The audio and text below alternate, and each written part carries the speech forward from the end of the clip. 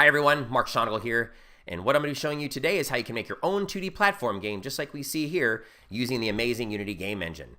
Now I just said Unity was a game engine, but of course it's far more than that. It's really a complete 2D, 3D authoring environment for all sorts of interactive content, whether it be a platform game like this, a 3D racing game, a first-person shooter, educational tools, even film previs.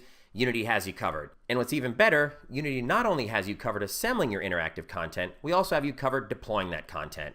Once your creation is complete, literally with just a few simple clicks of the mouse, you could have this game or any other thing you're working on in Unity running on a wide variety of target platforms. Everything from Android, iOS, Windows Mobile, smartphones, tablets, Macs, PCs, old consoles, new consoles, heck, even the good old BlackBerry is supported. And of course, we're always adding support for new technologies and new platforms as they become available. Okay, so we've talked a little bit about what Unity does. Geez, how about I just show you how it actually does it? So again, we're looking at this 2D platform game. This is our camera view right here, and this is kind of our scene view where I can select and move and manipulate objects. What I want to do to start though is just show you kind of the mechanics of how this game works. So I'm going to go, let's go full screen here to my camera view. This is actually the game output view. This is what you would see on your target platform. And I'm just going to hit the play button, and right there my game will start. You can see we've got some animation on our character, a little sprite, a little particle sprite is appearing right here. And if I go ahead and click my mouse button, you can see we start to run. So we got to run, we got to jump, we've got the collection of our little dudes there, and then when we hit the end, we return back to the beginning. So I'm going to show you how we can create and recreate all of this, featuring the collision detections, the physics engine in here, how we're going to animate particles and sprites, even trigger that return to the start of our game. So I'm going to go ahead and stop this, and we're going to start completely from scratch by getting a brand new project. So we're going to blow this all away. So I'll just say File, New Project, and I'll give this a scene. We'll call this Unity Platform Game, like so. And I'm not going to save my work. And you can see what that's going to do is essentially launch for me a brand new clean Unity. So I'm going to close my little greeting here, reset my camera, and I'm also going to go real quickly into my project settings, into my editor, and I'm going to switch this toggle here from 3D to 2D. Because we're building a 2D platform game, this is going to set the behavior as I import some of my nodes to behave in a more 2D manner. Okay, we're ready to go, but geez, we don't have anything to go with yet. So we first need to bring in some content. So I'm just going to open up this folder here, and you can see I have a little bit of artwork here. These are just basic PNG files. And then I also have a collection of scripts in here, which we're going to use as well. So I'm going to take both of these folders, just select them, drag them, drop them into my Unity asset area, and we will now see all of those appear in here as soon as they get done importing. There we go. And I should mention the interface is completely customizable. Here I'm using the 2x3 layout where I've moved a few of these around a little bit. There's also some different settings up here, 1 and 2 column modes for some of these different windows. I'm going to switch this to 2 column mode, and that'll allow me to see my sprites actually as images like this. And this is where I'm going to start to actually bring these in to our viewport. So right now, they're kind of on the loading bin, waiting to be dragged into, but I haven't actually dragged them in.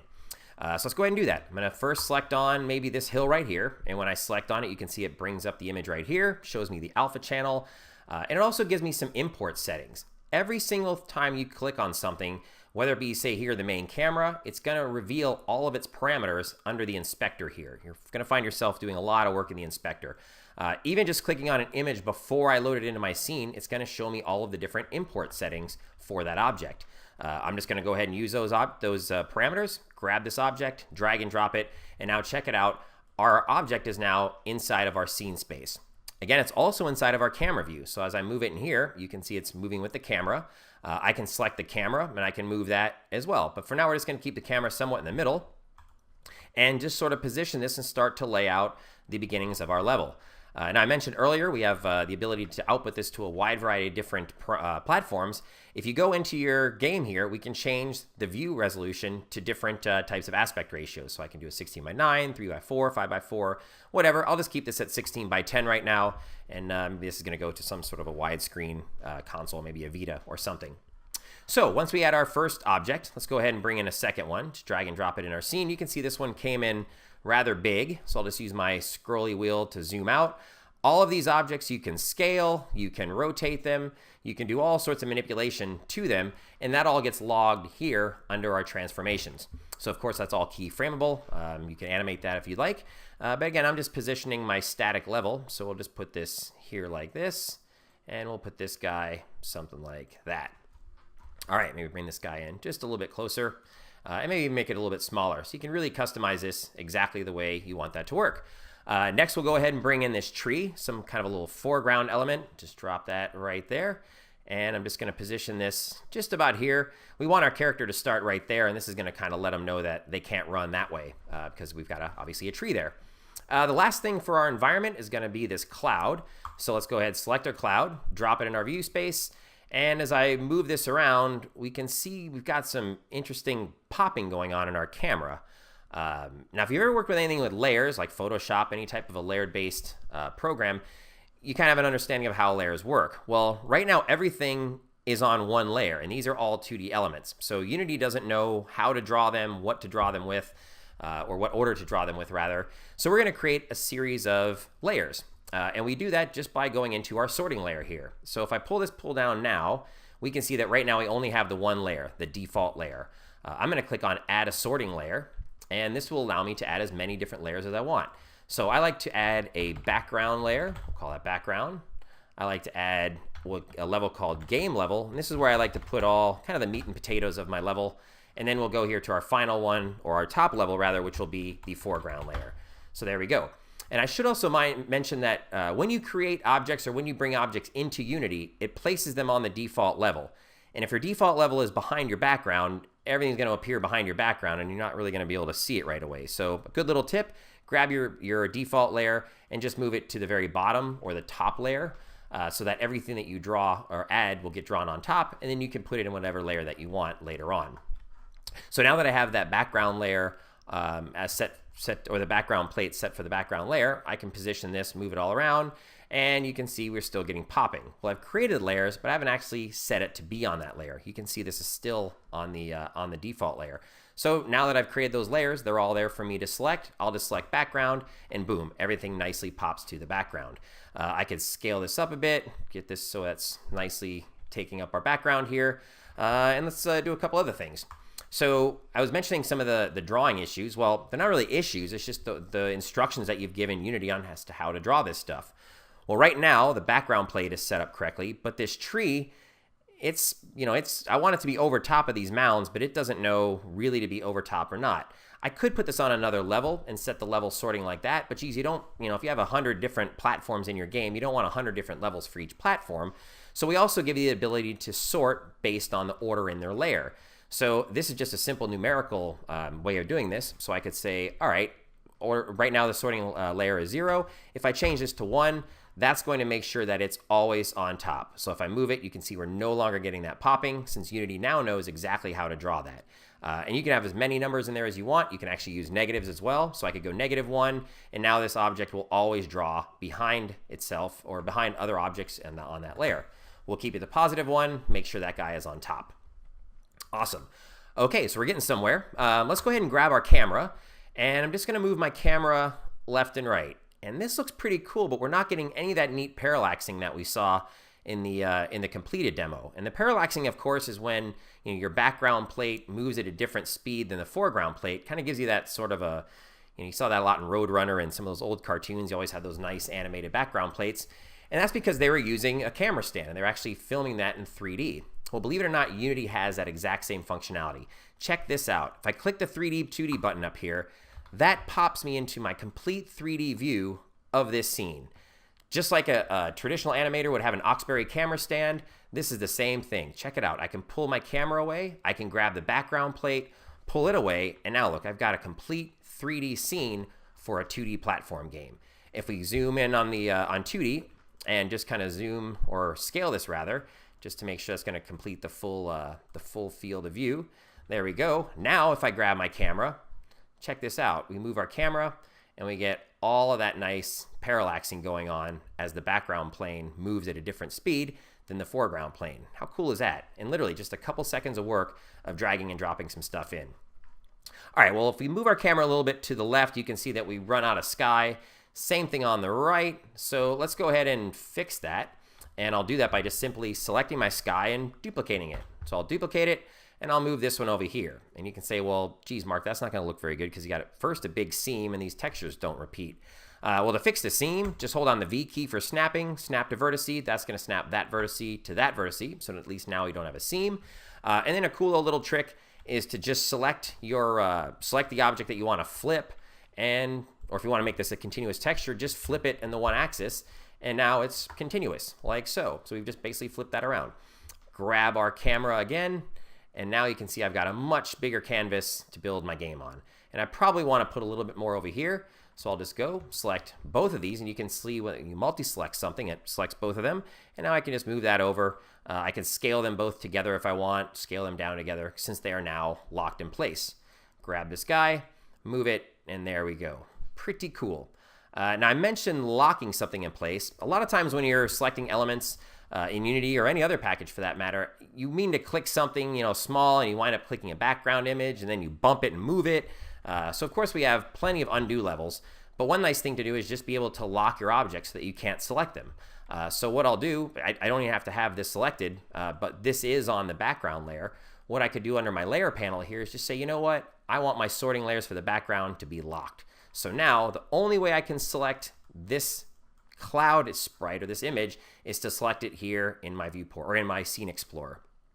And that's what this area is here, by the way, in the middle of the screen. It's my hierarchy, my Scene Explorer.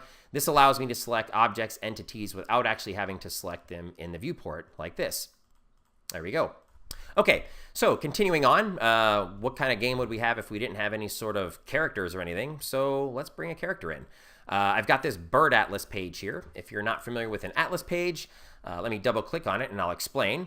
Anytime you double click on an asset, whether it be a 3D asset, a 2D asset, it's going to launch in whatever your target viewer is. So if you have an FBX viewer, you can view your 3D assets. Here I'm just using good old standard Windows Photo Viewer. And we can see we've got one texture map that has a bunch of different sprite animations for our bird character. And this is called an atlas page. Just means you have all of your textures on one, all of your sprites or whatever on one texture. And we're going to use Unity to figure out how to turn this into an actual animation. And it's incredibly fast. So watch this. We're going to select our bird texture map here.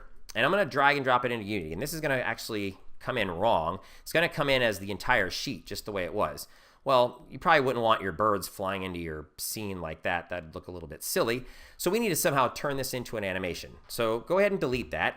And I'm going to, again, select the bird atlas texture here in my, my asset bin. But I'm going to change something here on my import inspector. Remember, these are the parameters that are happening before I bring it into Unity. So I'm going to tell this, you know what? I don't want a single sprite. I want multiple sprites. I want this to be an animation. Click on apply, or I can click on the sprite editor. Let me do that first, actually. Click on the sprite editor, and this will allow me to set how I'm going to bust these guys up. I can go into my automatic packing, which will figure out the spacing, or if my artist was perfect and did it on perfect grids, you could say I want 64 by 64 pixel sprites. I'm actually going to do automatic, let the software do the work. So I'll click slice, Unity takes care of the rest. Now click on apply, and it just created for me. Check this out. We close this up, expand this sprite. Look at that. That's what it just created for me. Separated each one of these individual sprites out, and now I can step through them just like so. So didn't have to do any kind of work to really separate those that one page, the atlas page, from its individual animated sprites. Grab them all now, and look, just with all of these selected, I can zoom this out a little bit so you can see that. With all the sprites selected, I'm just going to drag them into Unity. It's going to ask for a name. Hey, what do you want to call this new animation that you've created? All right, I'll call this bird animation. There we go.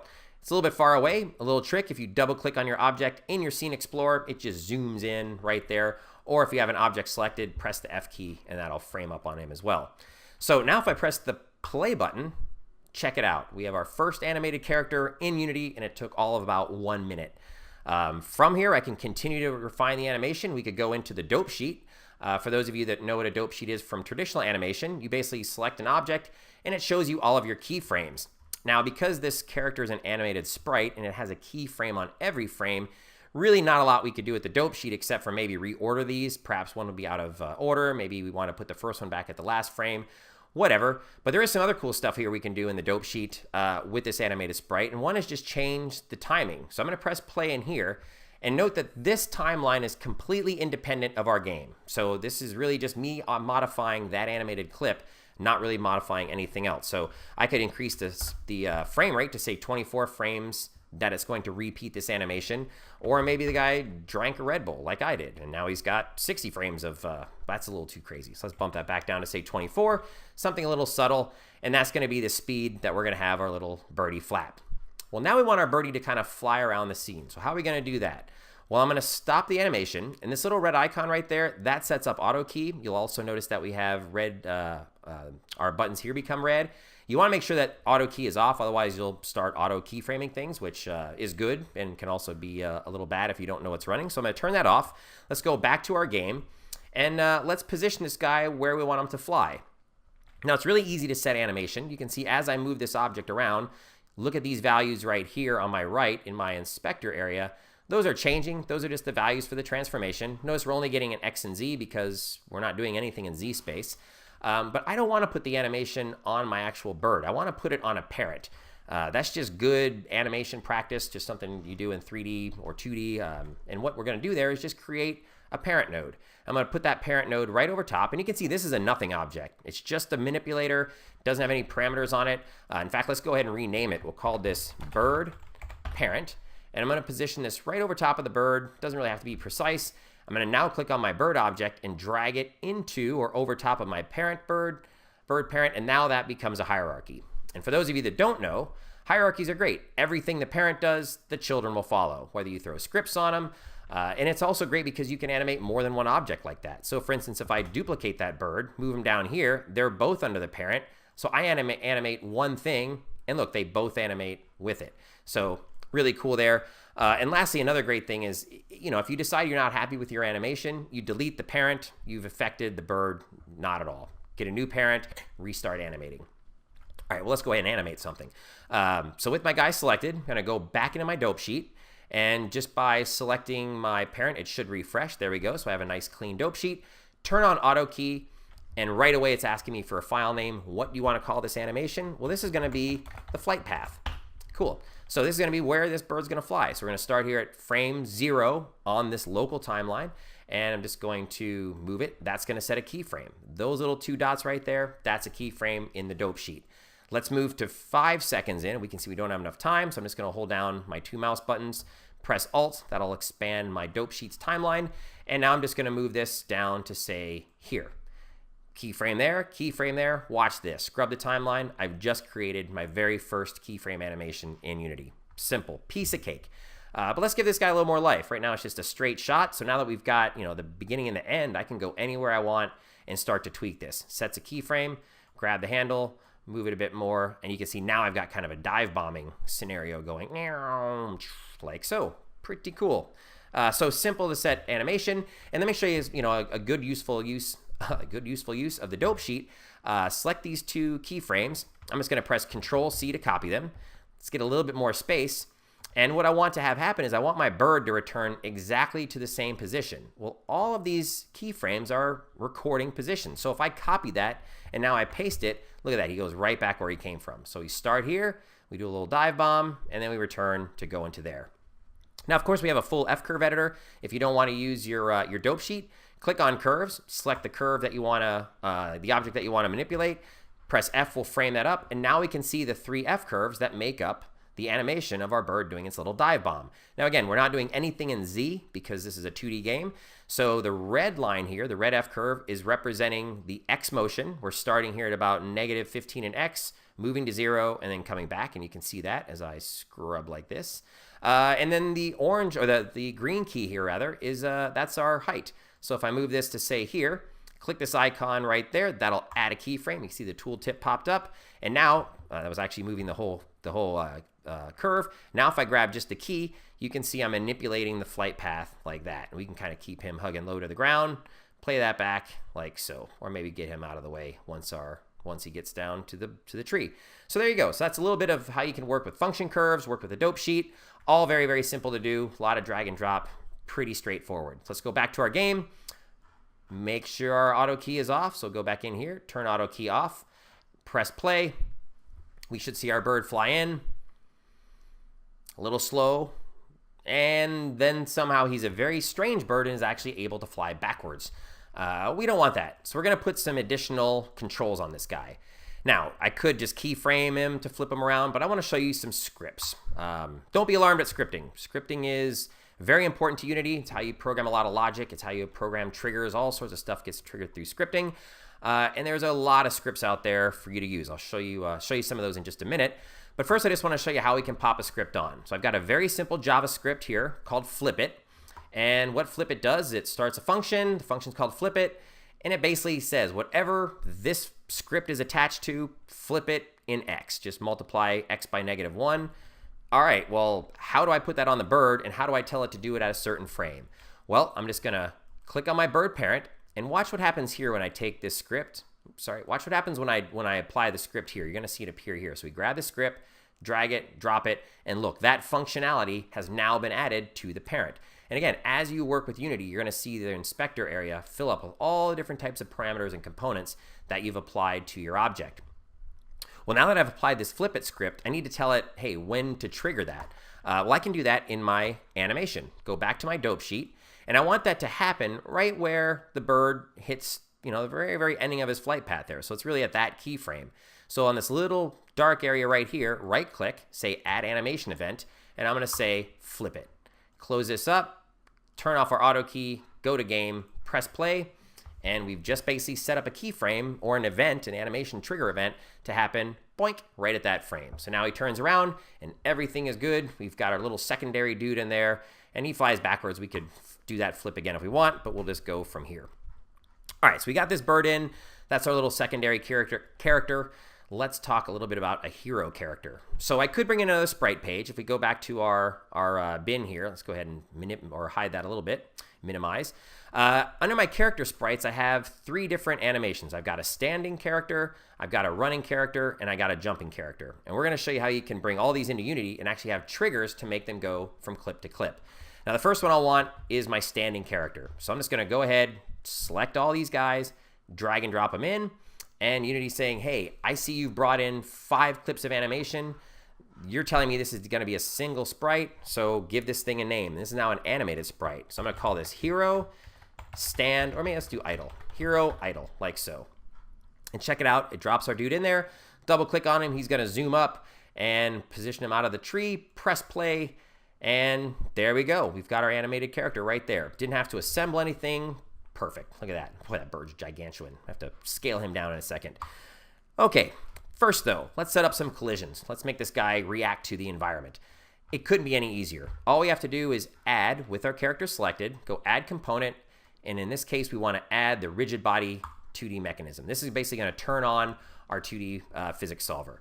We also need to define what's going to hit this guy. Like, what is going to be the thing that's going to collide off of him, or that he's going to collide into. So we're going to add another component, physics 2D, and we're going to get the circle collider. And you may say, that doesn't look anything like a circle. He's like a human guy. Well, no problem. We're going to scale it down. I'll show you why we would do something like that here in a second, but I'll just scale it down something like that. So now, anytime that this circle of influence collides with something, it's going to bounce off. I could have done actual shape. I could have done the sprite shape. I could have done a box, all sorts of different collisions. I'm just going to choose a sphere, or a circle rather, just for this example. Now, we need to collide with something, so I'm going to select the ground right here, this big ground terrain, and I'm going to apply a collider to that. So you can see it refresh. Now I'm inspecting just this object. Add in a component, and the component that I want to add is a box collider. And here I can start to scale this down a little bit, and you might be able to see there in the viewport, it's a little faint color of green. That is my collision object. Because this is a flat piece of terrain, I don't need a complicated collision obstacle. I just need a flat terrain. I could also hold down the shift key, and you'll see that little widget appear right there. This is going to allow me to just pull that down with the handle to right there. And now that's the terrain. Oops. That's the floor that the character is going to run on right there.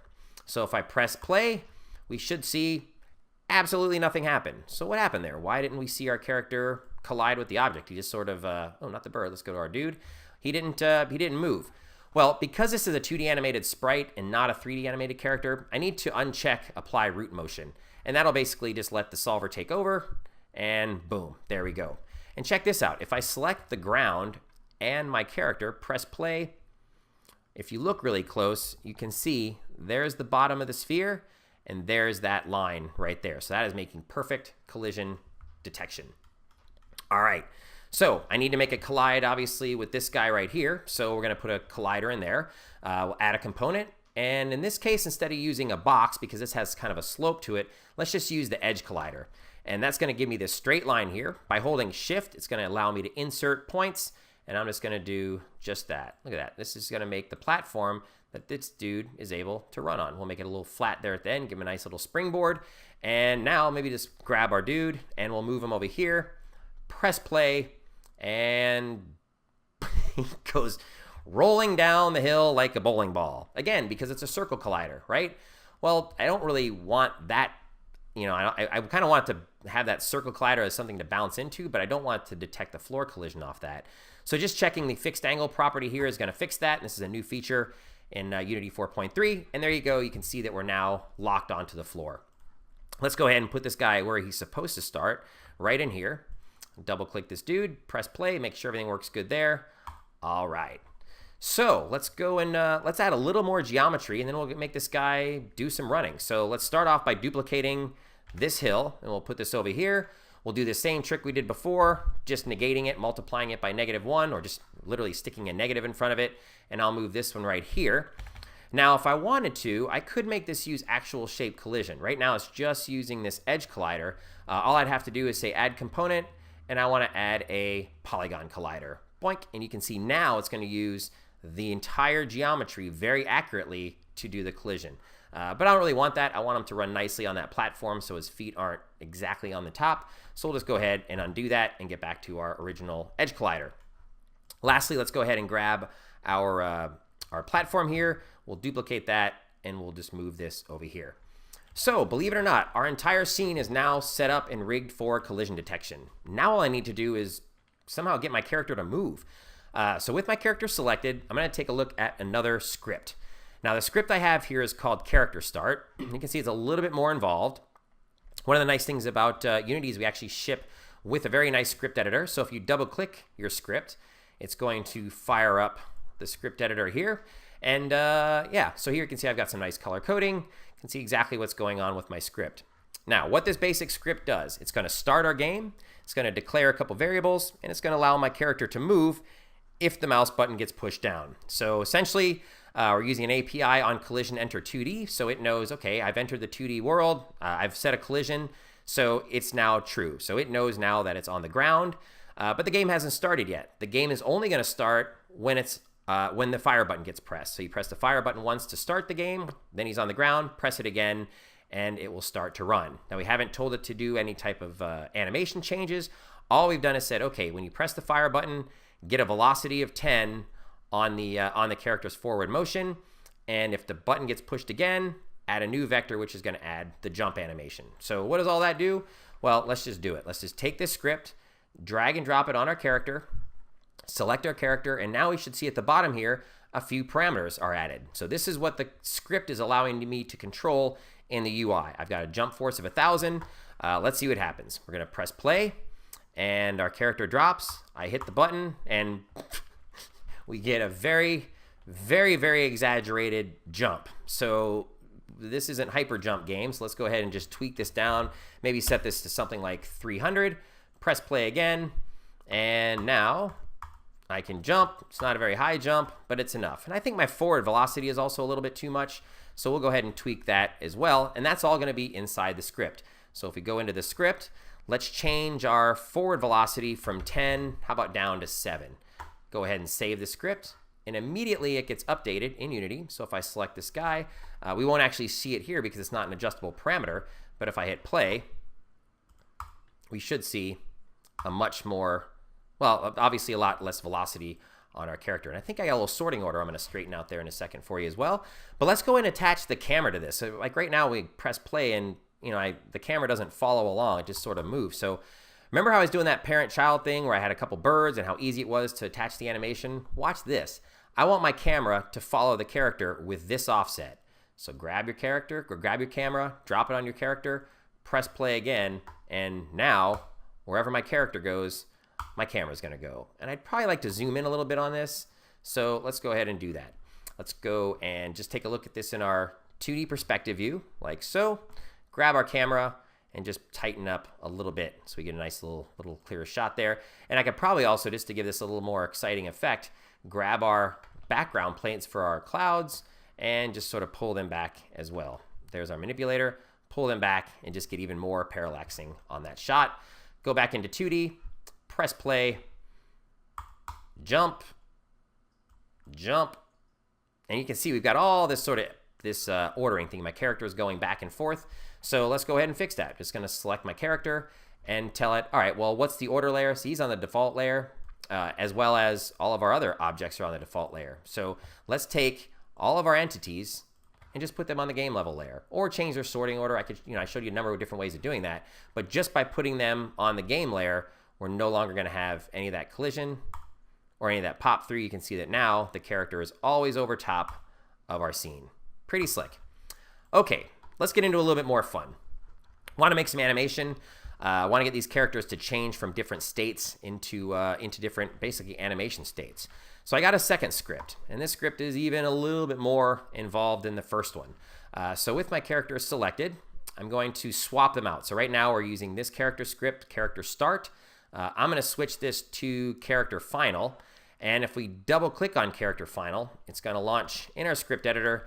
And we can see we've added a couple triggers, a trigger for jump and a trigger for start. Now I'm actually going to use these different triggers inside my state machine. And if we just go ahead and minimize this, click on select your character, click on your animator tab, and now I'm in my state machine.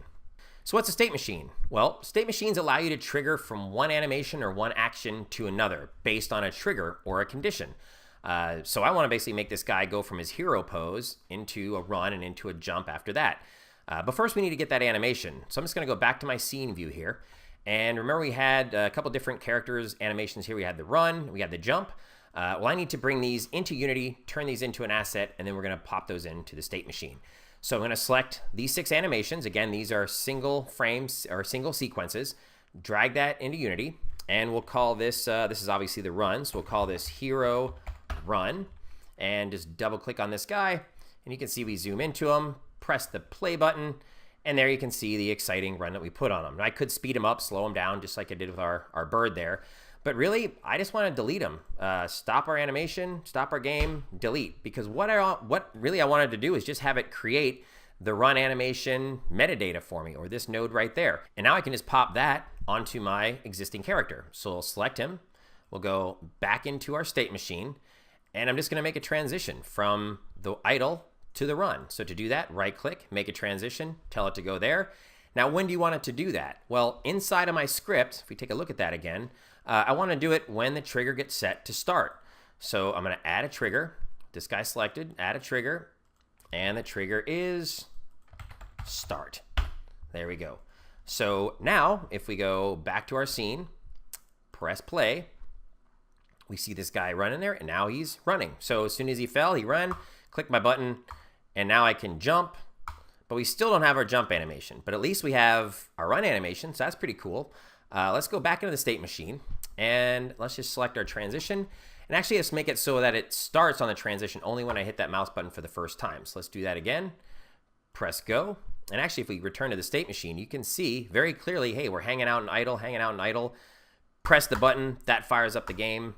Now I'm in run, but I've gotten no way of leaving run or nothing to do after run. So let's go ahead and create another animation. This time we'll create it for jump. Select all of our sprites, drop them into our scene.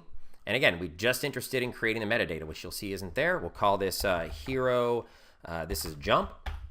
And there you go. Now we've got the 2 assets there. I can go and delete this, select our main character again, go back to the state machine, drop our jump in there, and now let's create a bidirectional transition. So we're going to be able to go from run to jump, but then when we're done jumping, we want to go back to run.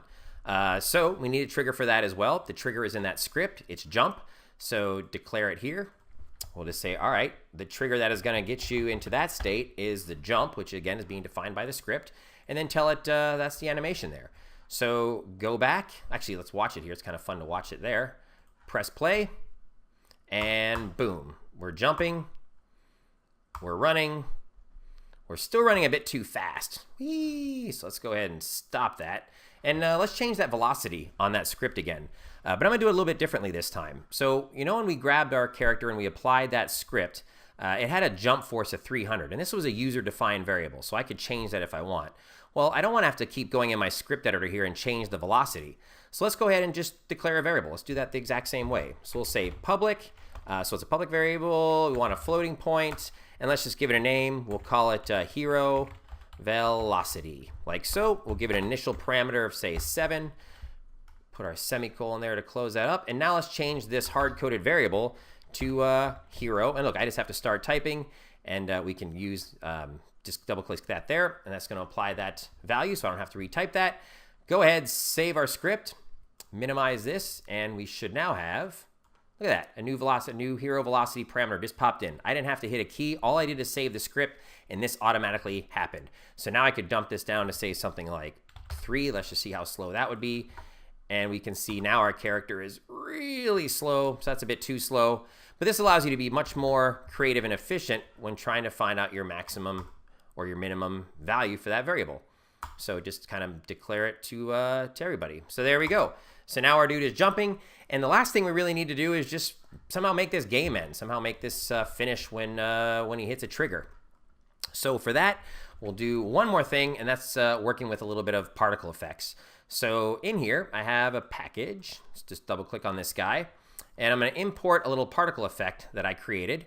And it's called Sparkler. And I'm just going to go and put this, well, let's put this, say, well, here, let me go to my scene loader here. And let's just go to the end of our rope, right about there. Grab our sparkler and drop it in. And just so it has something kind of as a little key as to that's the end, let's go ahead and grab this tree again and pop that there. And we'll make this the very end of our level. And this is our sparkler. If I go and press play, we can see we've got some little sparkles going on. Position that over that. And I want to make it so that when we walk into this sparkle, rather than get some points, this is going to be kind of like a little teleporter and is going to send us back to the first frame. So what we'll do here is go ahead and select it. And you can see I've got a parent-child hierarchy set up here. I got the sparkler, which actually has a box collider attached to it.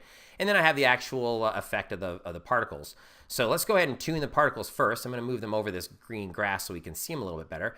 And as soon as I touch the particle effect, it starts to actually animate, just so you can tune this easily. I'm going to increase the size of my particles here. Let's also scale them a bit. So we'll just scale them over this way, scale them up this way. And the beauty with Unity's particle engine, it's extremely powerful. All the stuff you'd find in a really high-end kind of a film or kind of rendering particle engine, you can find here in the real-time particle engine within Unity. So you can really create some cool effects. Here we're just using some sprites, actually these sprites down here, to create some of these different effects that you see on there. And that again is just being driven by the particle generator. So with that, we should have a pretty good look. Let me go ahead and just double check where our box collider is. So we need to scale up our box collider too. So I want them to be able to run into that. So we'll make it a bit bigger. And you can hopefully see that collider, that green box right there. That's it. That's what's going to be our collision obstacle. So anything that runs in there, well, not anything. If our player runs in there, we're going to have them respawn to the beginning. There's going to be our sparkle effect. That's going to be cool. So let's go ahead and do it. Let's go press play, see what happens. So we run. Whew, just missed the bird. Jump again. Jump again. Hey, there's our sparkles. Come on. And he ran right through it. And he's going to run right through that. Why? Well, we didn't tell it to do anything. We haven't told it to collide with anything. I've already attached a 2D box collider to this, but it doesn't know what to do when it collides. Well, it's a trigger. So how about I have it trigger a script? So this script is going to be called respawn. And this is a simple little script that just says, okay, when I enter the 3D or the 2D world, if the player hits the trigger, then do something, and what that is going to be is a respawn. So I'm just going to go ahead and drop this onto our sparkler, onto the box of it, so that collider now knows that it's a game spawn object. And there's one more thing I need to point out. It's looking for an object tag called player. My character isn't tag player. My character is actually called O1_standing, which I probably could have renamed. But we need to somehow declare this guy as a trigger. So I'm going to go here and just tell this to be a trigger. So you can tag any object, and then you can call these tags through scripting or through other types of triggers and events. I'm just going to make this guy be a player. He's a player. And there we go. So let's go full screen and let's just see exactly what's going on here. So we're gonna go, we start, we just missed the bird. Maybe later in the next version we'll shoot a laser at the bird or not. And whammo, restarts just like that. Cool. Maybe do a couple other things here real quick. Let's unminimize this, or unmaximize rather. Let's go back to our particle effect here.